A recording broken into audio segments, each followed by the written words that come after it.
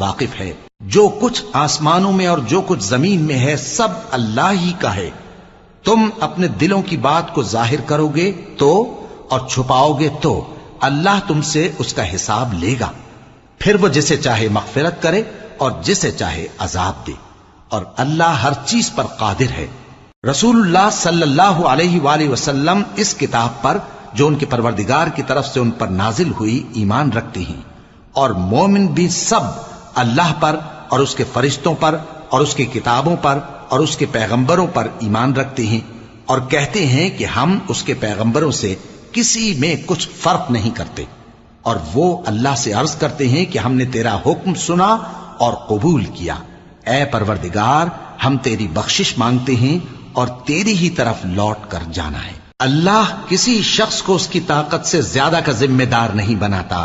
اچھے کام کرے گا تو اس کو ان کا فائدہ ملے گا،